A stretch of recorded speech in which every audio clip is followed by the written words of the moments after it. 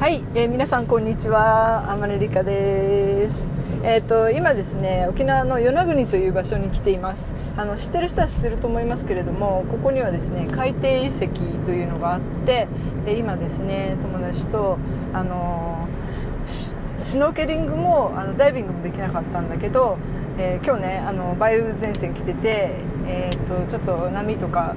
すごい高かったんだけれども、なんだっけ、グラスボートに行ってきました、はい、でそこでですね、結構ねもう私たちは死にそうですやばいです、もう死にそう、塩ですというのはですね、本当にねグラスボートってきついわそう波がもうとにかく波すごかったね。すごかったね、本当にジェットコースターだった。そうでもジェットコースターでもあるにもかかわらずそうでもないって言ってたんでしょ。そうそうなんですけど、まだねフェリーって多分ね上の方はマシだよね。船の船上のところね、波よりも上のところで風に当たってたりすればまだマシだよね、まだマシだった。そうなんだけど、グラスボートって地下じゃないか、でも半地下だよね、そう海水より下、そう海水より下になるわけですよ。でしかもねそこがですね狭いわけですよ、とても。で暑いわけですよ。今日湿気もすごくて暑くて、という中で閉じ込められるわけですよで窓がこれぐらいのところの窓がそれぞれあるんだけど、そこにそこだけを見るみたいな形になっちゃうわけですよそしたらもうね、入った時からきつかったよね。はい、酔いがマックスだったね。マックスでしたねでも皆さんに酔いましたっていうことをお話したいわけではなく私たちがここに来たのはですね、実は知ってる方は知ってると思いますが、知恵アートさんという光の画家さんがいらっしゃいまして、で彼女は祈りとかをねやっていらっしゃるんですけれども、そんな中でリカちゃん与那国に行かないっていうお話をいただき、で彼女自身はまだついてないんですけど、私たちは一足先に来て、海底遺跡に行こうということで、与那国に今います。でその海底遺跡って、皆さんね Google で検索してほしいんですけれども、本当にこう神殿跡みたいなのがあるわけですよ。でね、アトランティスというふうに言われていたり、レムリアの場所だっていうふうに言われていたり、それぞれ言ってることはすいません、一回切れました。そうで、神殿になっていて、本当に神殿になってたね。すごかったね。すごかったね。そうで、だからちゃんとね結構ね大きそうだったよね。なんか段がね、そう段がこういう風になって、で星型のなんか亀岩だっけみたいなのがあってみたいな場所だったんだけど、あまりの気持ち悪さにですねっていうかエネルギーが降りてきたので、ライトランゲージバーって喋ってたらいろんなことを教えてくれたので、もう忘れないうちにこれで撮っておきましょうということで、皆さんにもシェアしたいなっていうふうに思って今急遽ね撮影しています。はい、そしてもうすでにねだいぶね忘れてきているけれども、一番最初に言われたのがあなたたちにレムリアのエネルギーを捧げましょうという言い方をされて、で要するに、その場所に行ったことによって、レムリアのエネルギーっていうのが下ろされたみたいな感じです。なので、この画像を見てくださっている皆さんにも必然的にそのエネルギーっていうのは伝わっていくと思うので、その辺もぜひねこの画面から受け取っていただけたらと思います。で、どこから話していったらいいんだろう。そうだね。でもそうレムリアっていうのはどういう時代なんだろうっていうことをここに来てからね、ヒデちゃんと話をしたりしたんだけど、皆さんとか私もそうだけれどもが、言っているいわゆるすごいなんか穏やかで調和した世界みたいなイメージって私の中ではなんかちょっと違和感があって、それだけじゃないんじゃないかというふうに思っていたりしたわけですね。でここの中に立ち神岩っていうところがあるんだけど、そこに昨日行った時に自分自身でこう内観して感じたこともやっぱりなんていうのかな、今の皆さんの私の既存の価値観とか信念の中から見つけられるものっていうのは想像の範囲で、多分ねそれを超えてくるのっていうのがあるんだと思う。だから調和と一口に言ったとしても、私たち人間というか、今のね現在の私たちが感じているような調和っていうものとは違う、もっと全然違う世界観っていうのは多分あるんだろうなっていうのを、昨日ねちょこっと思ったりしてたんですけれども、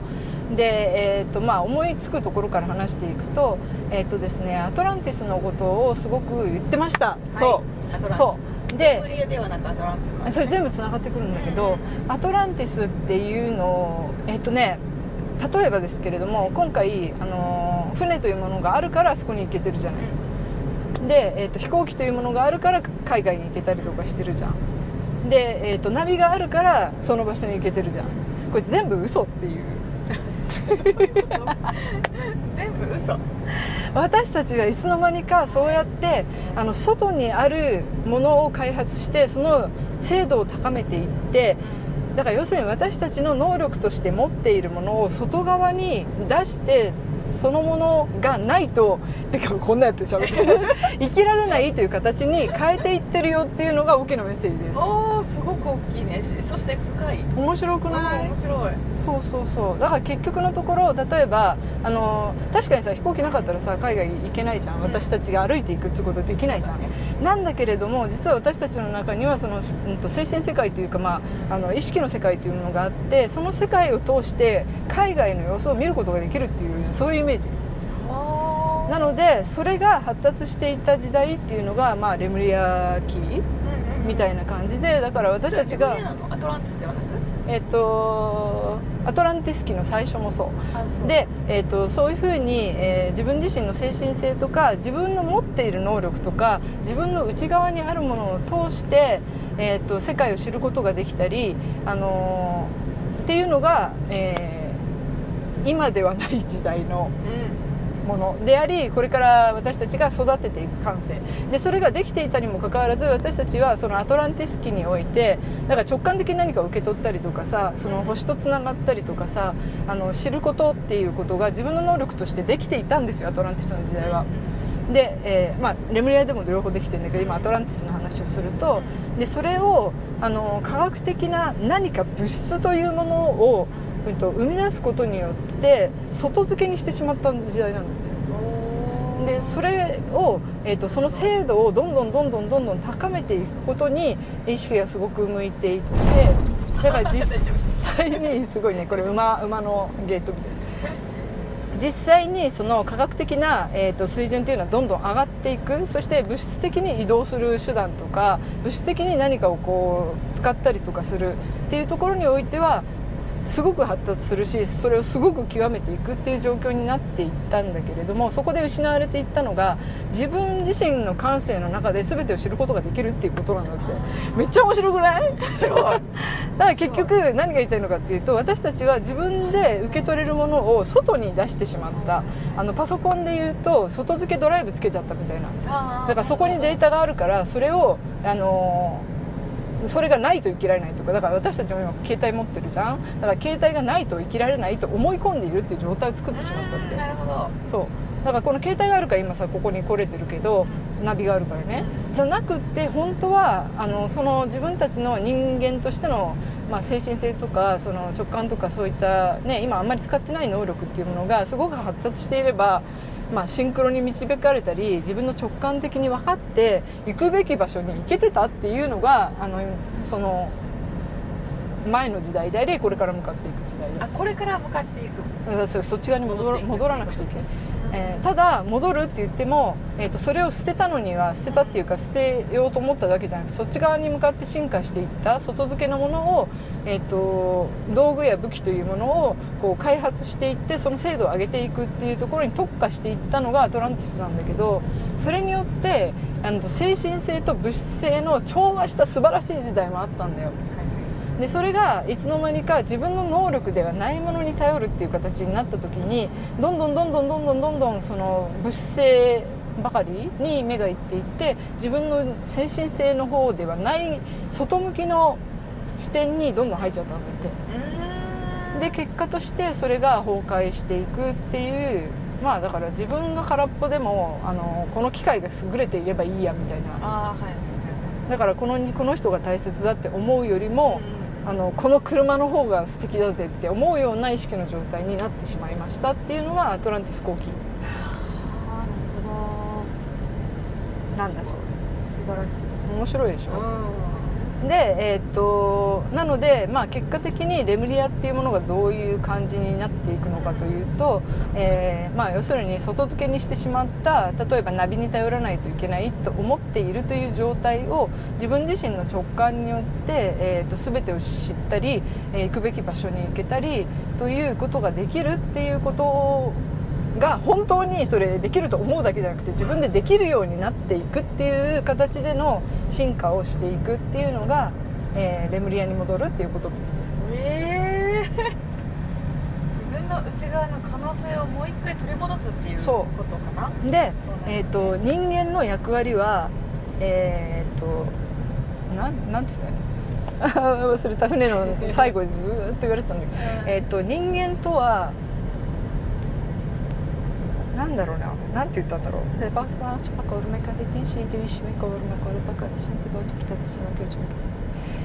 ちょっとね言葉変わっちゃってると思うけど、要するにその、人間とは評価するためのものだっていう感じよ。評価、受け取ってそれを評価するのはその人その人独自の感性であり、その人自身だっていう状態が人間の役割なんだって。だから例えば今だとその正しさみたいなものとか正解っていうものが外側にあって、それに寄せていくっていう形になってるんだけれども、本質的な人間の役割っていうのはその人自身が受信機で、私はこう感じましたとか、私はこう思います、だから私はこれをやりますとか作りますとか、そういった形にしていくこと自体が人間の役割なんだって。わかります？だからどこにも向かってないんですよ。正しさがないから、外側にここにしかいないね。そう、でなので、まあ、それぞれが自分らしく生きようとか自分を信じようとかいうことがすごく叫ばれている根本的な理由は、人間としての役割を取り戻そうっていうことです本来の。だから結局はその機械とか外の情報とかもう牛さんなんかもこの道から動く気がない。今すいません、牛にね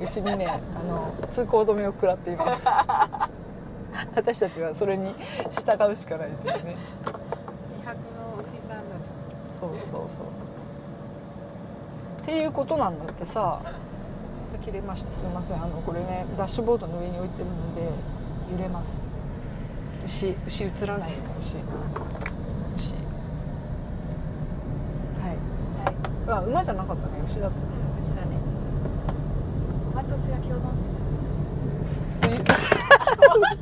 る。激落ちやばいです。はい、っていうことです何っていうことです。それでその繰り返しみたいな形になっていて、外付けに向かって物質を育てていくということとか、技術を上げていくという時代と、あと内側を開発して精神性とかその自分の人間としてもともと持っているスペックを磨いていくという時代が行ったり来たりしているわけですよ。で、そこからさらにガタンガタンしますその2つをだからどっちかだけをやればいいんじゃなくって、結局はその2つの両方の両輪を融合させていくことによって進化していくっていう感じになっていて、でAI ってあるじゃん。あれがすごく顕著なものとして今この世界に出ていて、要するに私たちの人間としての役割が、情報収集してそれを分析して解析するっていうことじゃないわけですよ、人間の役割が。なので、そこの能力にすごく長けているかっていうと、長けていないんですよ。から今まで頑張ってきたんだけど、ある意味その情報をずっと自分でホールドしていたり、その中から情報を引き出して、ネットってそうじゃん、検索して情報いくらでも出てくるんだけど、その状態を人間がやることにおいての限界点を迎えているので、それが外のところに出てるみたいな感じだから、それこそ外付けのパソコンの外付けみたいな感じなんだけれども、そこはそこでの一番得意な部分であるデータ収集やそれを分析していく力や、その情報をすぐに提供していくっていうことにおいては、私たちの何千倍も何万倍もエキスパートなわけですよ。なのであれ自身は私たちが人間であるために必要なものだみたいな感じ。人間的な役割だけをやればいいみたいな、逆に。なるほど、本来の人間に必要なのがもう AI で、そ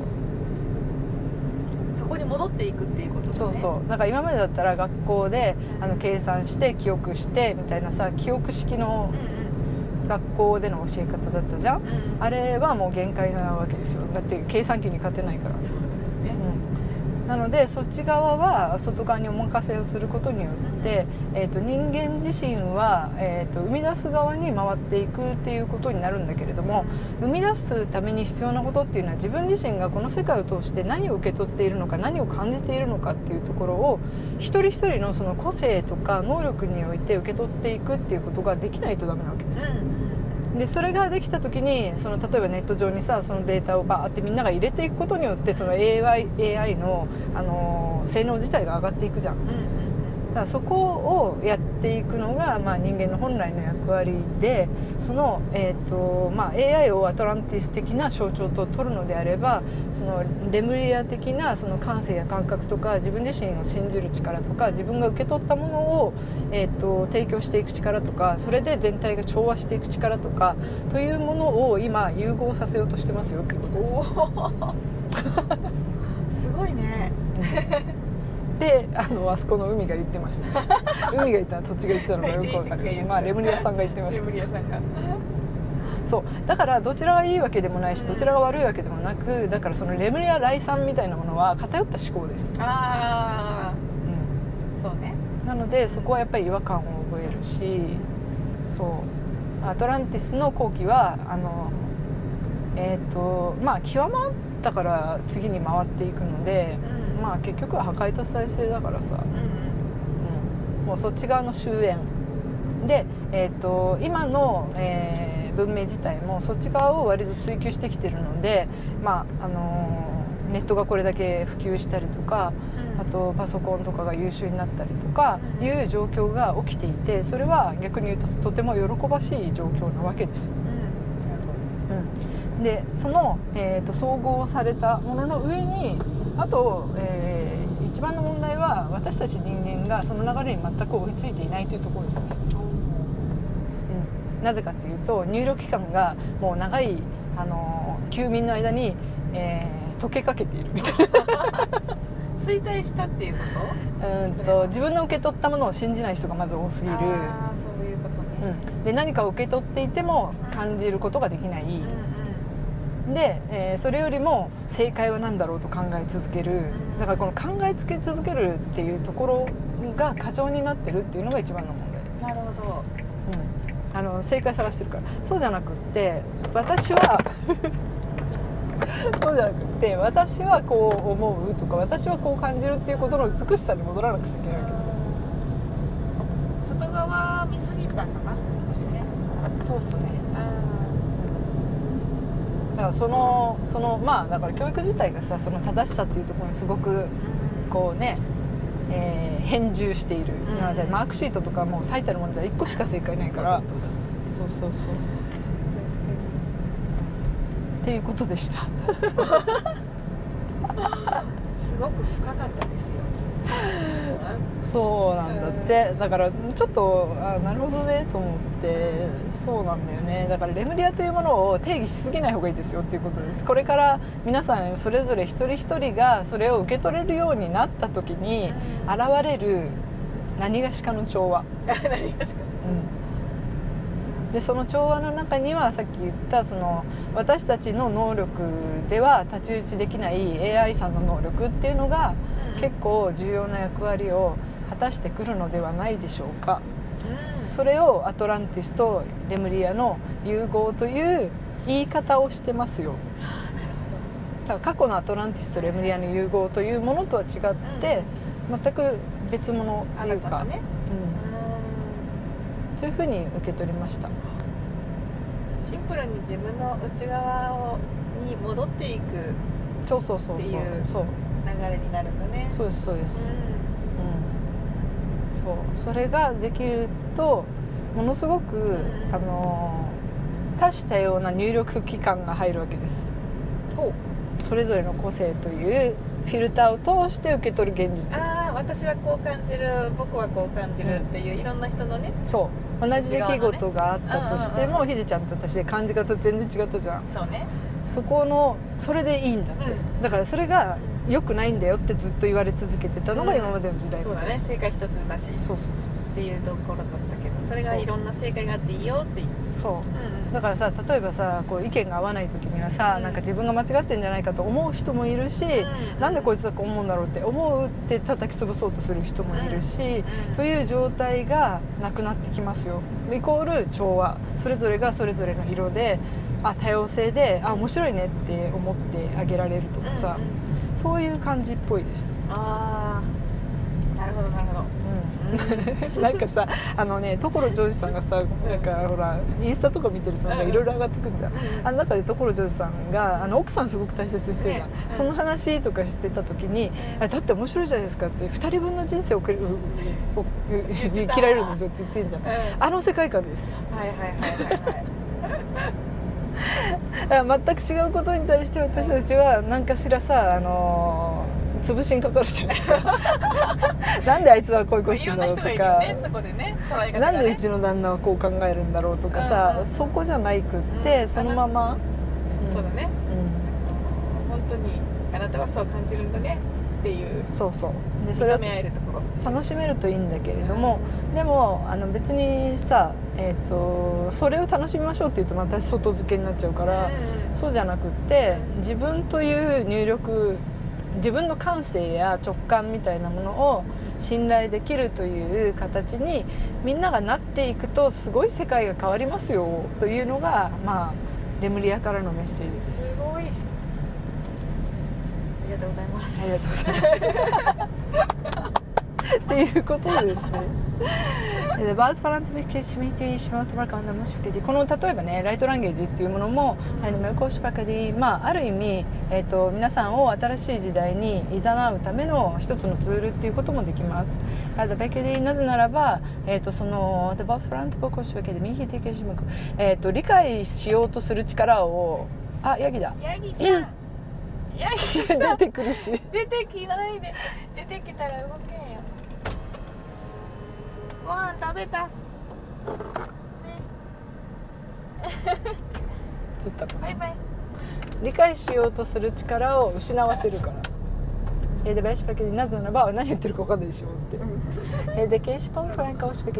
ただその何言ってるか分からないという波動域にいることによって思考が止まる。思考が止まった時に現れる何かを受け取ってくださいって。だから何が受け取れるかとかね、そこを考え始めたら同じですよっていうふうに言ってます。はい、ということで与那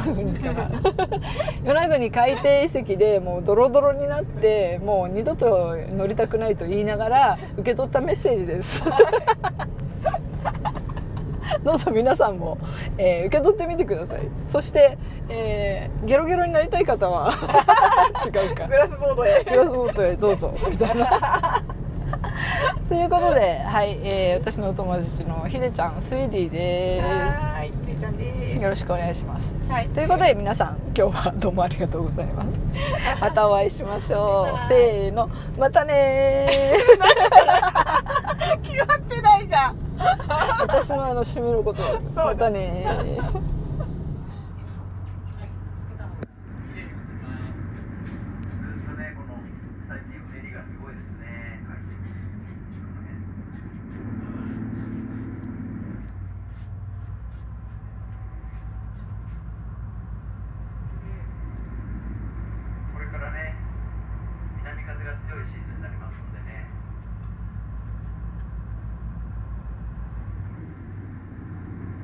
はい、それじゃあですね、振り返っていただいてね、反対側の窓に向かってください。動画をご覧いただきありがとうございました。この動画がいいなというふうに思ってくださったら、いいねボタンやコメントをぜひ入れてくださいね。皆様の声をいつも楽しみにしています。私の公式 LINE では、宇宙の法則を楽しみながら学ぶをテーマに、すごろくやクイズが楽しめたり、イベントのお知らせなど盛りだくさんで配信しています。よかったらあまねの LINE 公式アカウントに登録をしてくださいね。詳しくは下の概要欄にあります。それでは皆様、最後までご覧いただきましてありがとうございました。またお会いしましょう。またね。